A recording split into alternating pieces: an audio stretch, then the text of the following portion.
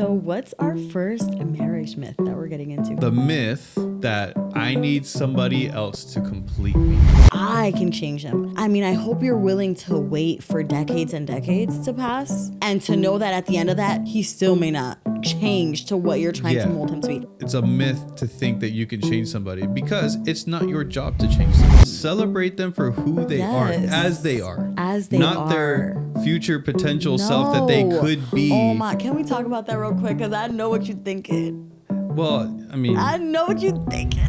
What would you say to the person who is pretending to be somebody so that they get somebody? Oh, that breaks my heart. So what about the person who did marry for potential, who did marry them for who they were going to be? That's a good question. I think you're screwed. You're my sky, you're my blue. I've been sticking with you. Welcome to the Good Love Podcast. My name is Paulina. And I'm Josh. And here we believe that everyone was created for a good love and it's worth healing and fighting for. Which is why we begin conversations and create resources so that you can experience healthy connections. So if you are single, dating, engaged, or married, this space is for you. And I kind of blanked there for a second because... Why is that, babe? It's been a few weeks. It's been a few weeks since we've been here. It's been a while, honestly. It's been way too long, it feels like. One of my best friends got married. Congratulations, to the love Nayeski of her and life. Justin. Mrs. and Mr. Perez. Yeah, it was a great wedding. It You was were so the beautiful. maid of honor. And it was truly an honor. It was beautiful. You look stunning. You look beautiful. I did Nayeski's prom makeup when she was going on prom with Justin as her date. And you did not do her wedding makeup. I did not do her wedding makeup. That would have been a little too much, but you did your own makeup and it looked fantastic. Thank you. So, I mean, you killed it. Listen, my sissy Pam gave me all the makeup details. I was like, Pam, how do I make it last? And she walked me through it, and it lasted. So we were in New York for a good amount of time. Oh, what else were you gonna say? I was gonna say I jumped in a pool with Elaine. Yeah. And that makeup held up. So And it held up. That's insane. I know, it was good. So you learned the industry secrets. Like you got how you know what to do now. You know. That's cool. That's cool. And what else? What else have we been up to? Well, we were in New York for 10 days for that. And so we got to be there. Life hack. If you book flights that are super packed, they might ask for people to stay, and like if you have flexible plans, and they might pay you. So we got paid by Delta, which was cool. That was nice. Yeah. I liked being on Delta's payroll for a little bit. I mean, my goodness. Yeah, we're like, sure, we'll stay and give us money to just stay here. Yeah. We got you. Absolutely. What else have we been up to? Something really special happened this week that we can't really share. Yeah, we can't talk about that yet. Oh my Lord. But lots of good things happening in the family and all the things that are going on there. Yeah. So we've been being sister and brother and friend and maid of honor. Yeah. And worker and lots of things. For me on my end, with work and everything, there's some changes happening there. So that's interesting to how to navigate what's going on. Mm-hmm. There's just been a lot of things happening in good ways. Mm-hmm. And it's exciting. I missed it though. I missed being here. I know. I feel my chair got a little stiff. I got to break it back in. Break it back in. Yeah. But it's good. And I'm happy that we're back in the saddle, riding again. We're making it. We're here. Yeah. And this summer, we are committed to our weekly episodes. So stay tuned. Yeah. Our last episode so far on relationship anxiety has been the most viewed. It was a great episode. If we do say so ourselves. If you haven't watched it, go check it out. What's interesting about it is that there have been so many different comments and things that people have talked about. And it's like, this is a topic that I guess is just not really discussed. Something that we're wanting to get into is relationship and marriage myths. Yep. It's these things that we consciously or subconsciously believe, and then we bring those expectations into our relationship, and they end up sabotaging either good moments or the relationship altogether.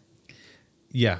I think that it's going to be a really good series that we're about to go into. So stay tuned for June. That's what we're going to be getting into. We're excited about it. I think that there's so many myths out there. There's so many you just hear a lot of stuff and you're like, once you're in it and you're going through it, you don't like, it's like, oh wait, it's not necessarily that way. And hopefully if you hear some of these myths and you listen to the episodes, you're going to be like, oh wait, yeah, I was believing that. And that's not true. And hopefully we can shed some light on that. Yeah. So what's our first marriage myth that we're getting into, honey? Well, our first marriage myth that we are going to talk about is the myth that I need somebody else to complete me. I'm waiting for my other half. I'm waiting for my other half.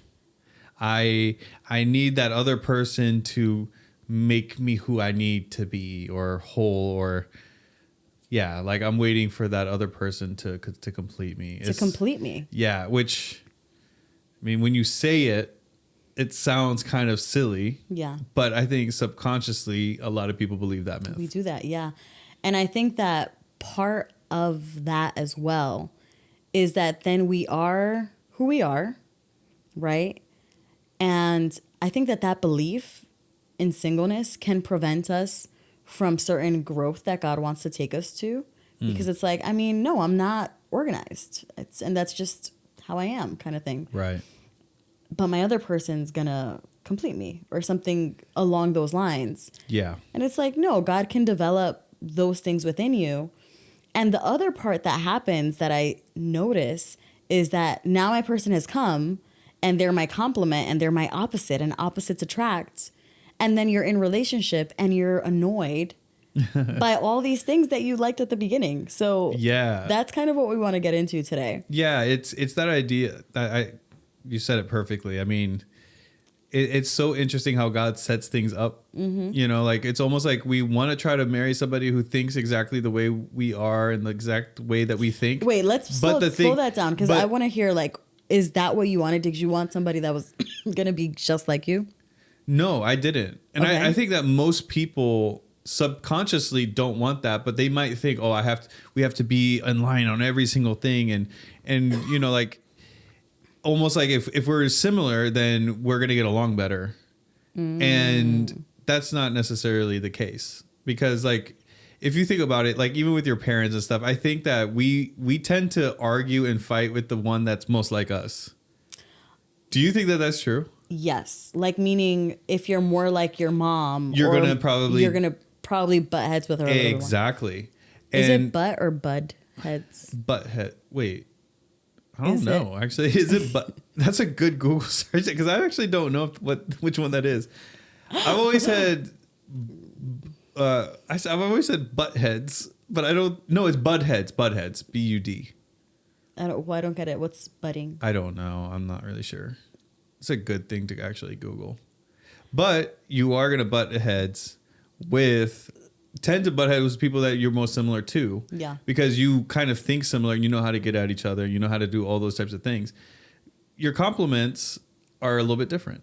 You know, like I find the things in you that are different than me very attractive. And that's what drew me to you. And I love that. Right? Like I'm a little bit like I'm not introverted, but I'm not going to be the one that's probably going to go out and like start the conversation right away. But once I'm in the conversation, I'm in and I'm like fully in and I'm enjoying it and I'll keep it going for forever. But you are going to be more of that person that's going to be like, hi, how's it going? Like, and go right into it. Yeah. Which I love. That's something that I find in you that is very attractive to me. You love to be able to be that person that brings the life to the party. You know, baby, I appreciate you saying that. And I truly feel that in living with you. Like, I have never felt that. And it's something that I really do see often, where it's like these same things that drew you to this person, to your opposite, that you thought was going to be your other half, right? Now annoys you about them. And it makes me really sad because then you see people kind of like shrinking themselves or... You know, being critical, showing contempt to that other side. Exactly. And I am so thankful for the good love that you give me in that, like even in the wedding that we were just at, I'm partying. I mean, I'm getting the tables up to come dancing. Yeah. Like I'm just not that type of person. Wait. But you're not the type of person, although you do dance with me quite a bit these Once days. you like take me out before. there, then I'm going to dance and have a good time. But I saw a clip of you. Yeah. And you were recording me, and you were like smiling from ear to ear, just so. We'll have to put that clip happy. like in this video. But that's the sweetest thing, and I think that that's something. Yeah.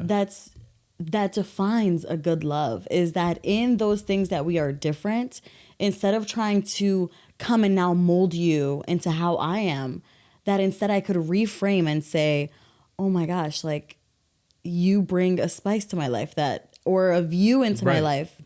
Or in my case, like you get me places that we need to be at a decent time. Right. But it honestly, I think you said the right word, is we reframe what that is, because we could be very critical and we can allow it to just annoy us, or we can realize, dang, like that's actually a strength that God gave them that I need. And maybe I need to look at it in that way and thank God for it, because maybe I'm a little bit more like, hey, babe, we got to get going. We need to go. And it's like, gosh, would you just let... And it's like, if I don't do those things, then we would be late and we'll miss a flight or two. Right? Like, yeah, I have missed a few flights. Yeah. So I haven't missed any flights with you, which is that's right. Nice. I've never missed a flight. So, but the thing is like, that's important to recognize those strengths and not let it become something where it's just like this annoyance, and I look at it from that point of view. But that reframing really kind of helps, and I think that's actually a great principle just in marriage and relationship 100%. Is to reframe a lot of things. It's necessary, because I think the enemy, the devil, is going to try to frame it in the worst possible way, where it's going to be disunity, and it's going to be just like, oh, look at that, look at what they're doing, and then not realize like, man, that's a strength that God actually gave them. I think about it in the sense of, and when I have clients who have a hard time with empathy, like, no, I just can't really understand where he's coming from. I can't understand where she's coming from. An exercise that I like to do is like, would you pause for a second? And I want you to imagine that person when they were a toddler. Just their innocent little selves. And it's so funny because when I went to Michigan and I met your family, I'm like, so tell me what Josh was like when he was little. Right. Was he climbing on trees? Was he, right? And they're like, nope. He would stand up straight with his little suit and he would just be so well behaved. And then I see your home videos and you had a smash cake for your first birthday and you didn't smash into it. You were just like carefully eating it. You didn't destroy it at all. I don't like messes. You don't like messes. Right. And to me, it's like, I get to see this now as an adult, but like my heart just gets so tender thinking about like, oh my gosh, this is how you're created to be. Wow. So I don't have to try and change you to be like me, to be, whatever, babe. Like, no, these are strengths that you are bringing into our marriage. Yeah. And I really encourage couples to do that. Like, no, like, what did God create this person to be like? Wow. And who are we then to come and try to mold them into somebody else? Babe, that's really good. I think like even what you were saying of just that skill or that process or that way of like a tool is to view that partner as a toddler and what God, innocent and all of that. Like that's really good. I think that right there might even help people just in that alone. I hope so. Just to kind of like, wait, let me view them. Oh shoot, like why am I being so critical of this person? This is how they are. Reframing, like, And I think this gets into a myth that, this myth of like that other person is going to complete me also comes with like some other lies that like kind of go into that. Categories, right. So like that idea, and you mentioned it, of I can change this person. That is such a huge myth. Yep. And if you go into marriage thinking I can change this other person, I feel like you're going to have a tough time. Ooh, okay. This is worth like slowing down on. Yeah. Because for the girlies, right, where we see maybe traits of addiction, where we see these character things like, oh, he's mean to everybody else, but he's nice to me. Yeah. Baby, that's a red flag. Eventually he's going to be mean to you too. Because you can put up. I can change him. Right. Yeah. Oh, but I can change him. I mean, I hope you're willing to wait for decades and decades to pass And to know that at the end of that, he still may not change to what you're trying to mold him to be. And this is worst case scenario. Mm-hmm. But then the other side of that is, like we were saying, who am I? Like, if you have these beautiful things that maybe are annoying me for whatever reason, who am I to try and mold you into somebody else when these are characteristics that God has given you? Oh, yeah, absolutely. It's just wrong. Well, I mean, think about it. Like, you go into a marriage and you think, I'm going to change that person. Like, you trying to change that person is only going to cause headaches for you. It's going to cause problems for you. It's going to, most people are going to get defensive, and maybe they'll change for a little bit, but they'll go right back into it. 100%. Right? And like, it's a myth to think that you can change somebody, because it's not your job to change somebody. Mm-mm. It's not your job as a wife or a husband to change the other person. Mm-mm.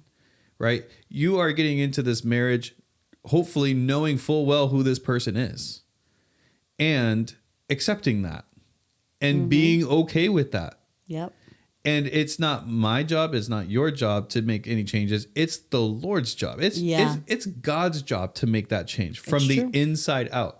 We're not saying that it's impossible for somebody to change. Of course they can change. Oh, I see people change all the time. And it's a beautiful and awesome thing that people can absolutely change. But it's usually not because my spouse has been pointing this out in me forever. And keeps coaching me and telling me exactly what I got to do. No, love can change us. Like, actually receiving a place where there is a good love, where that is reciprocal and you're able to be vulnerable. And there could be healing. Yes, there can be healing that changes you. But really, God changes people. It's God who initiates and makes that transformation, and it usually comes from somebody who's surrendered to Him to be allowed to that change to happen. And so, if you know, like, that is so important to just understand. Like, stop trying to change that person. Focus on you as a person and become whole first. Don't try to make somebody else whole and make them your project when you still got things that you got to be focusing on, working on. A good, healthy, good love as two people who are surrendered to the Lord, willing to be molded and changed and become more like Him, allowing the Lord to do that. And the more that He changes you, the more you guys grow closer together into His image, into how He designed things to be. Versus me trying to change you, you trying to change me. God's not in the picture and not being addressed. And now we're growing resentful with one another. And now we're getting annoyed and we're fighting, and it's just not going to work. Yeah. You know, like, even with therapy, you could disgruntledly go to therapy because your wife told you to go to therapy. Oh, we see that with court mandated therapy, right? It's not going to work because you haven't come to a point in your life that you're saying, I want to change. Yeah. And I need to change, and I'm willing to do what it takes and to surrender. Yep. So I think that that's like a huge myth that we're just trying to burst that bubble right now. You can't change your person, right? No, so first in singleness, you're waiting for this person to come and complete you. They won't. They're going to disappoint you if that's the expectation that you have, versus, oh, I'm whole in Christ. Like, I'm content in who I am, and this person is an addition to my life. Yeah. And then we move into all these things that I liked about you, now I'm annoyed by. It's like this person is a compliment that God has brought into your life. That's right. And when I see it that way, when I reframe it, then it reminds me of when we took our Strengths Finder assessment. Yeah. And it highlights everybody's top 5 strengths, right? You have your top 5 strengths. I have my top 5 strengths. It's funny because both of us have belief as our number one. We have a core strength that is the same, which is great. Every other strength was different. It's literally the opposite. And so something that I heard somebody say is, we can view that as like, man, look at how different we are. Or I can see that as, here are my top 5 strengths, and I have another 4 strengths that Josh brings to the table. That's exactly right. What a blessing. That it's like, because we're becoming one, we become better as one. Yeah. Versus all your strengths are my strengths. And now it's like a whole half is kind of missing or could potentially be missing on like missing out on all this other opportunity out there. So, you know, like, man, I'm so happy that I have a complement versus somebody who's exactly like me, because I would be missing out on so much life. I know that, just like from a selfish point of view, like, man, like that would stink. Like I would not like that. I'm so happy that there's that. What would it stink like? It would just be like, I've never heard you say that would stink. That would suck. Whatever. I'm trying to be a little bit, I don't know. But I just really do think that the differences and that diversity and the differences make it so much better. Yeah. And dynamic. And God knows that. And that's what we need. Like, it's so amazing. Like, even in teams and like business or whatever, and even like in sports, if everybody all has the exact same strengths and it has the exact same point of view and the exact same upbringing and the exact same everything, you're not as strong of a team. You're not as strong of, like, you're not going to be able to perform as good as somebody else on another team who they have all these different strengths and all these different abilities to see different ways and skills that maybe that person that doesn't have, but this guy has it and can fill in that gap. And, you know, like, and that's a beautiful thing to celebrate rather than try to make that person just like me. Okay. That sparks a thought that's kind of funny, but maybe you can help me, you know, work through it. But it's the same in genetics, right? If you just mix the same genetics, you're going to end up with inbred people. Like, that's true. Yeah. Like the king of Spain looking crazy. Yeah. That's a good versus point. Diversifying your genetics ends up in having healthier people. That's right? Exactly right. Like, yeah. So I don't know. That's kind of funny. I'm just thinking of on TikTok, people are so mean sometimes. They what just happened? In random posts, they'll just insert that specific king of Spain that was super inbred, like his jaw. Oh, no. I can't tell you, like, in random things. I've come across that. You and I both have Spanish descent, so careful. We on different sides of the Spanish.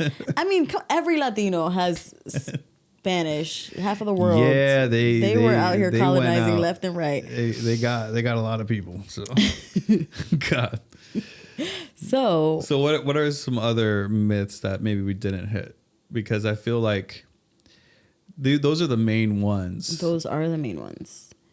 And yeah, I think that what we want to conclude with and really touch on is the fact that I can get into a position as a wife, as a partner, that just criticizes you, that's just looking for, look at this other time when he did it this way instead of this other way, right? Or I can reframe it and say, okay, like, this is his strength that he's bringing in right now, right? Do we have an example of that maybe that comes to mind? For a strength? Yeah, like maybe a strength, different strengths that we have that has played out. That maybe you could have gone into criticizing, but instead you celebrated. I feel like I'm just celebrated in this home, so it's just a story of my life. I would say, like, even when we were like doing our wedding and stuff, like I was really good at the admin, organizing, creating even like the different things, but you were really good at actually building the relationships and the people and getting people to, like, you know, like that's usually the case. So that's a great example because you've never shut me down for like how I am with our friends. Correct. Right? Like if I tell you, baby, I just had this idea and I want to take 6 of our friends' kids, who to us are like nieces and nephews, to watch Lilo and Stitch. You don't put me down like that is so impractical and stupid. No, why would I don't want to do that. Thing? That's so crazy. You're like, okay, I wouldn't think of doing that. But let's do it. Yeah, and then I have okay, so even going in that example, then I came up with like, hey, let's get this popcorn ahead of time. Let's put it in little baggies going ahead of time, so that way we don't have to get popcorn at the place. each one has their own individual things, keeps it nice, clean, neat, ready to go. Which I wouldn't necessarily consider to do. You may have gotten the popcorn at the place and they get the little trays and it's just a big mess and it's just like trying to do all that. But we're able to work together to actually experience that, where maybe I would have never experienced something like that, but I got to experience it. And our friends got some time to themselves, which is great. And the kids had a great time. And nobody got hurt. Thank God. And nobody actually happened. And it was the cutest thing. They're between the ages, all of them, between the ages of 3 and 6. Mm-hmm. And it was the cutest thing ever. Oh, it was so much fun. We'll definitely run that back. But I think that's an example where perhaps you could have looked at me, but you recognize that I'm the one in our relationship that's going to go out and maybe maintain the friendships more and that kind of a thing. Well, you're just that's actually one of your gifts, your Clifton Strengths gifts, which highly recommend taking that test. Yes. It's literally relationship. Great. I think it was relationship or networking. It's one of those two words is literally one of your strengths or people or something like that. I forgot what it was. We should have pulled up our Clifton Strengths for this. But it's legitimately one of your top strengths. And it's literally like one of my lowest. So us working together and me realizing this is your strength at play here. Okay. Maybe my first reaction is like, no, I don't want to do this. Like, I'm tired. I want to just rest. I got things going on. We got to focus on this. But taking that time to be like, no, wait, let's just lean into this and let's see where it goes. Yeah. And it ended up being actually a great time. And so for me in my home, I feel celebrated. I feel loved, right? Because you're not trying to shut me down. You're not just snuffing out any idea that I have, right? Not all ideas are going to be great. There are some where it's like, babe, I mean, we have this other thing. And I'm like, oh yeah, I forgot. Yeah. It's not always just like a yes. And whatever it is, let's just do that.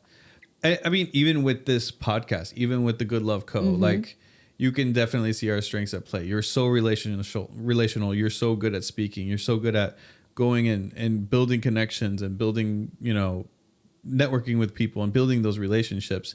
I'm good at the creating the actual and producing it and editing and doing all those other things that maybe you would be like, I don't want to do that. And then you've celebrated me in that of like, oh, thank God that you can do this. And in trusting your direction of like, well, I trust you to do this and I like how you do it. And you've, and you encourage me in that. Yeah.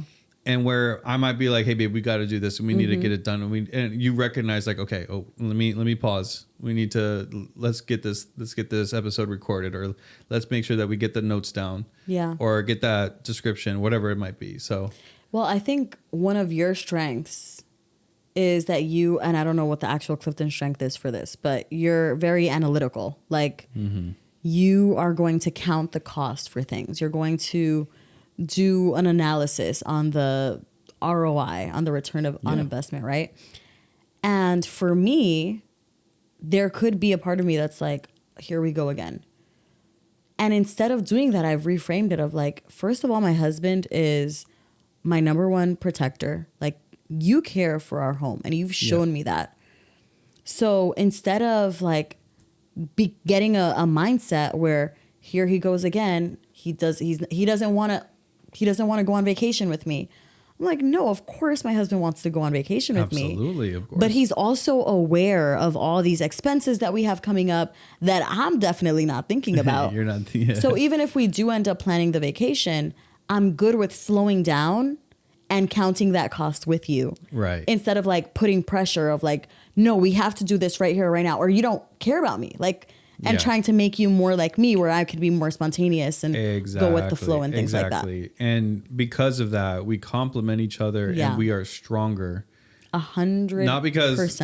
Not because we're trying to make each other like each other. Is that you get to be your whole different person. Yes. I'm going to be my whole different person. And we let God lead it and transform us where we need to be transformed. Yep.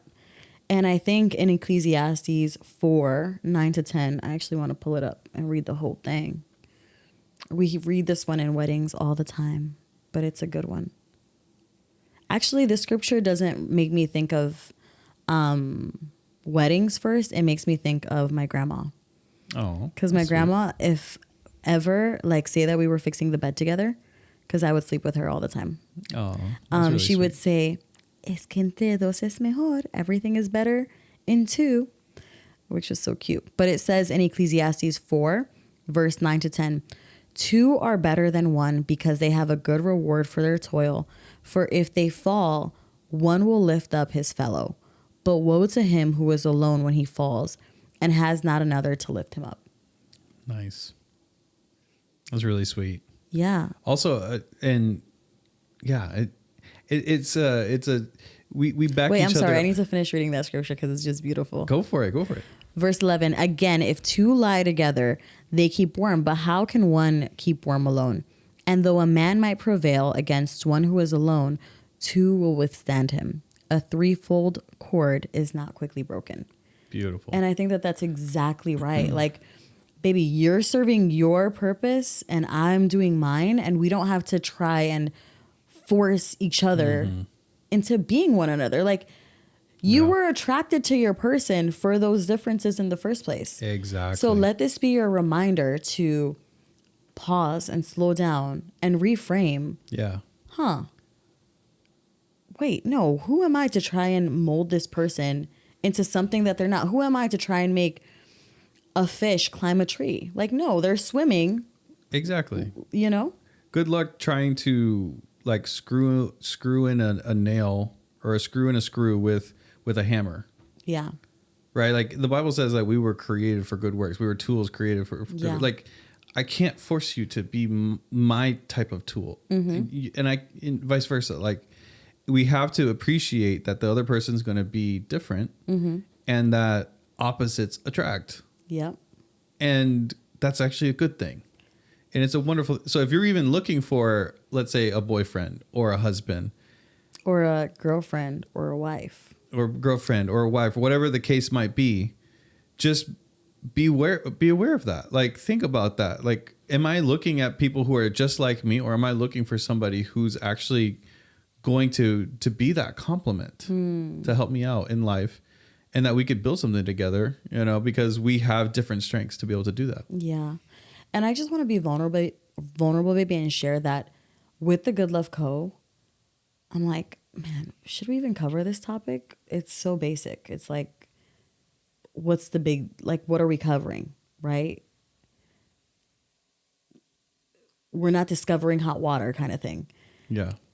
And it's like, yeah, and that's exactly what I want the Good Love Co. to be. Like, I just really feel the Lord reminding me, like, this is exactly what it is. It's getting back to the basics. And hopefully, if you've watched up to this point, even if it's back to the basics and it's what you know, I just want to encourage you, ask the Lord, is this a blind spot for me? Yeah, maybe I know this, and yet I'm still trying to force my spouse to be just like me in this way or in that way. And God is reminding you, or we're reminding you, hey, who are we to do that, right? Don't try to change them. Don't be that person. Allow Celebrate God to them. Celebrate them for who they are, as they are. As they not are. their future potential self that they could be. Oh my, can we talk about that real quick? Because I know what you're thinking. Well, I mean, I know what you're thinking. Yeah. We once heard somebody say from the pulpit. Okay, you didn't have to add that detail. Well, it was from the pulpit. And we're not going to say what it was, but like it was just how do you want to say that?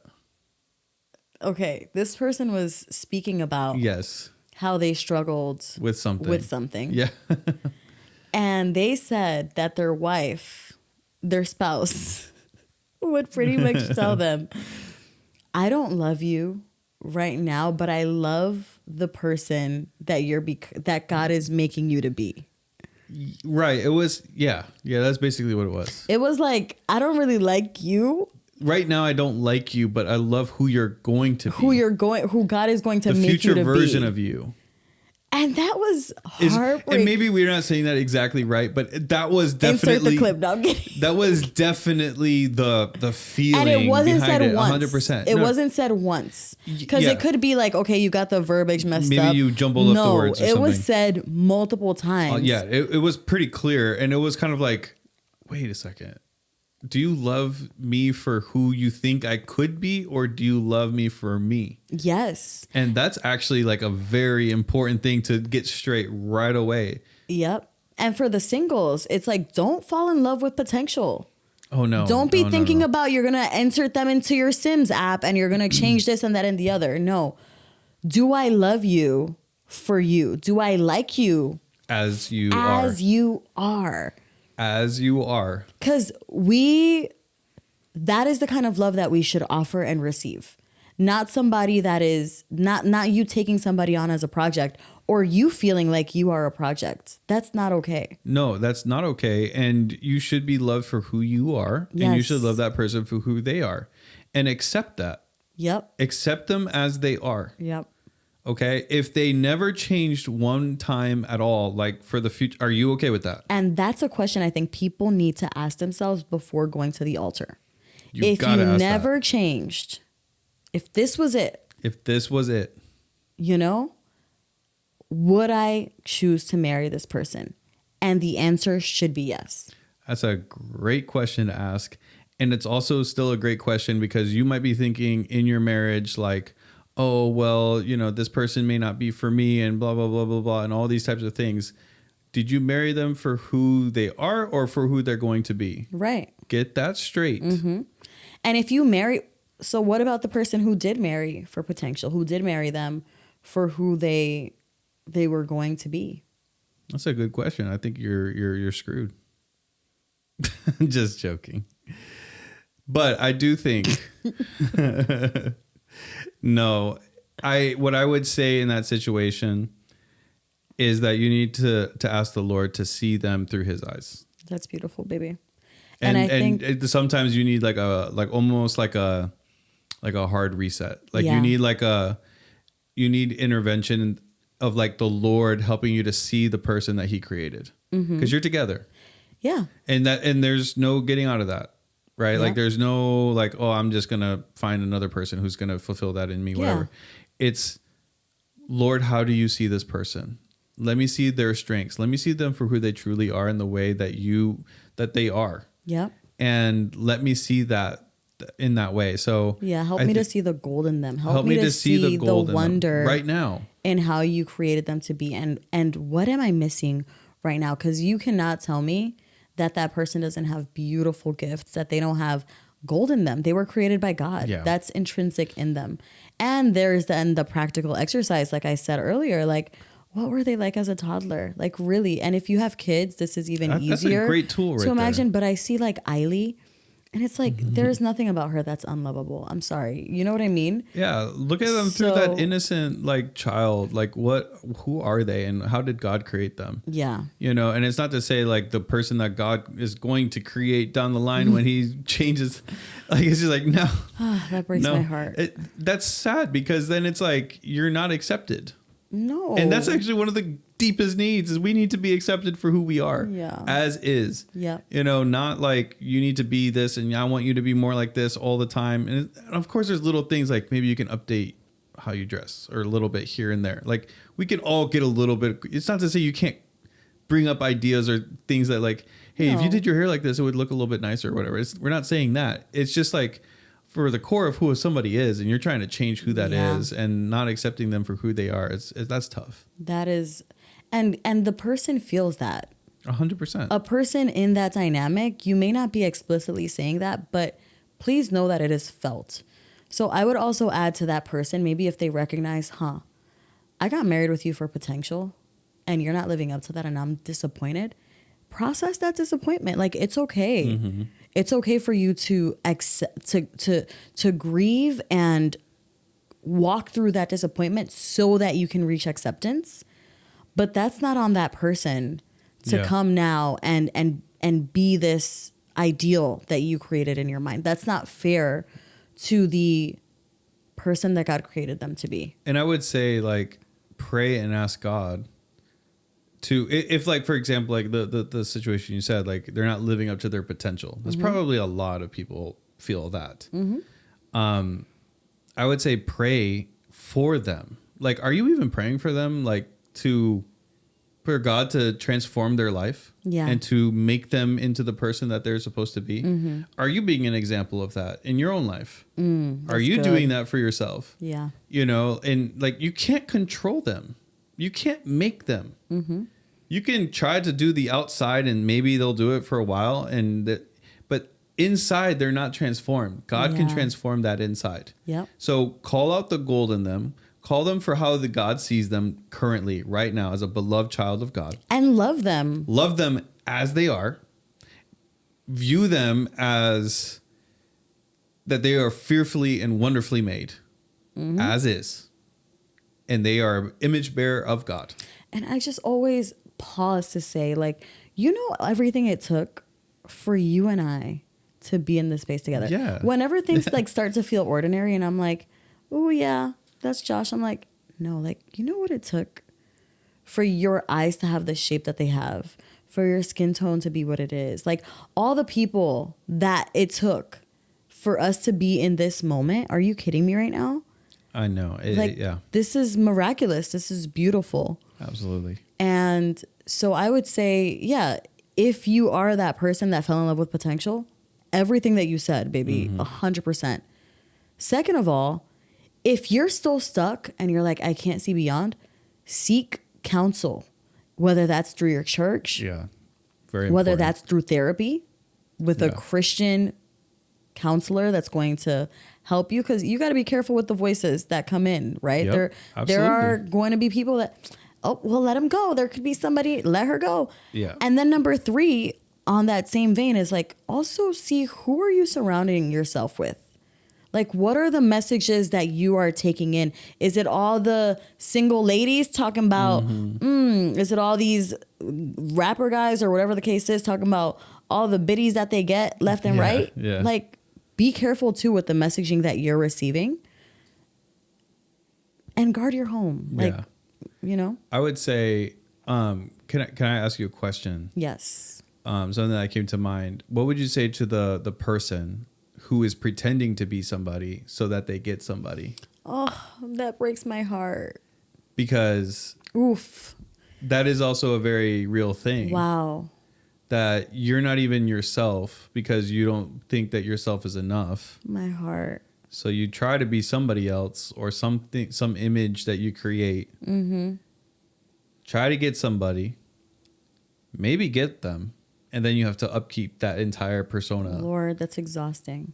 What would you say in that situation? How do you talk to that person? Wow.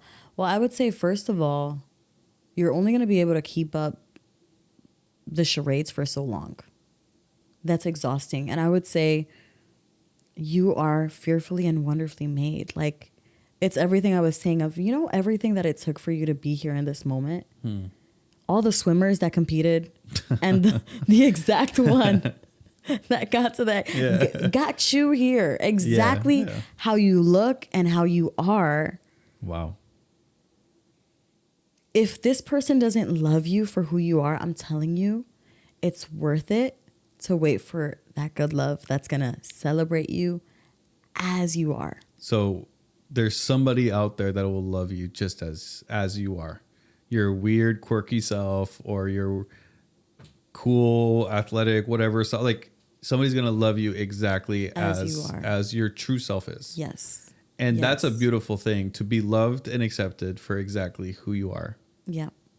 And I would also encourage that person to like do some digging. Why did you feel that you had to even put up this facade in the first place? Who did you have to hold it together for? Yeah. You know? Why are you being an imposter? What started that? Yeah. Yeah. Because Interesting. it's only gonna hold up for so long before your dissonance in your brain lets you know something's off, and that'll come out through anger, through addiction. You're going to start coping one way or another. Yeah. And it's just not worth it getting to that point. Yeah, you are, be who you be. That's what your mama used to tell you. No, she didn't say that. Your mom is so proper. She would never say She that. would never Her say grammar's always on point. Yeah. But I think this is a really good topic. Yeah. I'm happy that we got to talk about that. Hopefully for somebody out there, I think that this is going to be an encouragement that they are enough as they are, who they are. You don't have to pretend to be somebody. You don't have to wait for another half to complete you. Hopefully this is a warning to some others I'm not going to fall in love or think about potential. and love the person that they might be, and that who they are is who they are. Let them be that. And I can't change them. That person, that happened to me, baby, where I had feelings for somebody and I had the checklist of all the ways that I would change them. Mm-hmm. And I'll never forget, there was a specific moment where it was just like, this is who they are. It became real to you in that moment. And it was just like, oh, so then I need to make my way out of this dynamic, because there is somebody else for that person, mm-hmm. and there's somebody else for me. I could have stayed stuck in that, mm-hmm. developed more feelings and vice versa, and it would have been so much more hurtful. No, the moment that you realize, okay, there are some core things that I would want to change in this person, baby, do the right thing and just separate yourself, like walk away, end that thing, so that you can make space for that person to find the person that's going to love them as they are. Wow. And so that you can find your person as well. You know, that's really good. I think that's really good advice. And I would also say, like what you were saying, you came to that realization, I'm not going to change this person. Yeah. And at the end of the day, I can only change me. Yep. Or I can't really even change myself. It's God within me who makes the changes. Yep. But I can't control somebody else. Mm-mm. I can control myself. Right. And coming to that realization early is going to make life way easier for you to experience good love. Mm-hmm. So I would say, just before we wrap up, the myth that we're busting today is that that other person is going to complete me. I need somebody else to complete me.